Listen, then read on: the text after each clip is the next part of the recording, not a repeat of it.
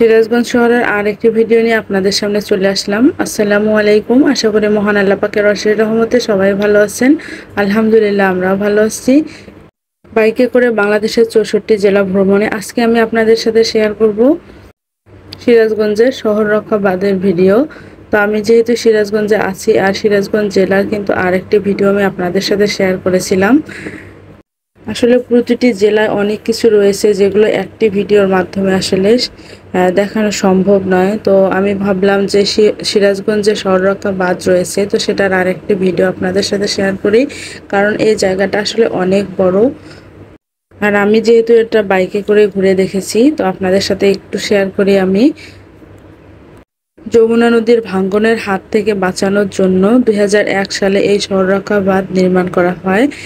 আর এই বাঁধটি কিন্তু দেখতে মাশাআল্লাহ অনেক সুন্দর। পুরোটাই আসলে আমি একটু বাইকে করে ঘুরে দেখেছি, যেহেতু প্রচণ্ড পরিমাণ রোদ ছিল। আর আমি যেহেতু বাইক নিয়ে বের হয়েছি, বাইক নিয়ে শহর ঘুরে দেখছি, তো আপনাদের সাথে এটা আমি শেয়ার করছি। আসলে প্রতিটি জেলার নিজস্ব একটা সৌন্দর্য রয়েছে, এক এক জেলা এক এক দিক থেকে আসলে সুন্দর।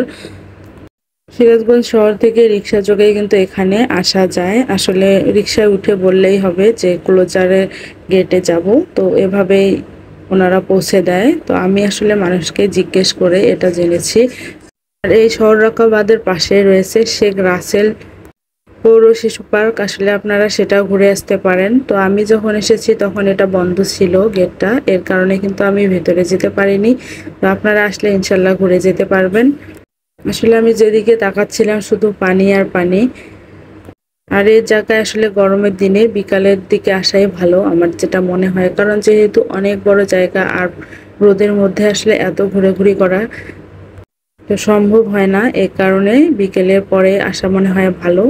এখানে চায়ের দোকান রয়েছে, ফুচকা চটপটি এগুলো রয়েছে, বিভিন্ন ধরনের খাবার দাবারের দোকান রয়েছে, আইসক্রিম থেকে শুরু করে অনেক কিছুই রয়েছে। তো আমি যেটা বলি, আসলে কেউ যদি সিরাজগঞ্জ শহরে আসেন অবশ্যই এই জায়গাটি ঘুরে যাবেন, আপনাদের নিশ্চয়ই ভালো লাগবে। এই যে রাস্তার একপাশে হচ্ছে দেখলাম খেলাধুলা করতেছিল।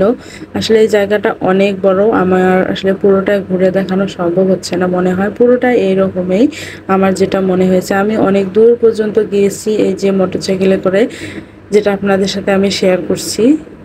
আমি কিন্তু বেশ কিছু দূর গিয়েছিলাম। আর এখানে দেখলাম যে অনেকে অটো বা রিক্সাতে করেও যাচ্ছে এই দিক দিয়ে। পাশে আবার অনেকে গোসল করতেছিল। তো সিরাজগঞ্জবাসীকে অনেক ধন্যবাদ, আমি আপনাদের সিরাজগঞ্জ শহর ঘুরে দেখলাম, আমাকে অনেক ভালো লাগলো। তো ইনশাল্লাহ নতুন কোনো জেলার ভিডিও নিয়ে চলে আসব। সবাই ভালো থাকবেন, সুস্থ থাকবেন, আমার পাশে থাকবেন। আল্লাহ হাফেজ।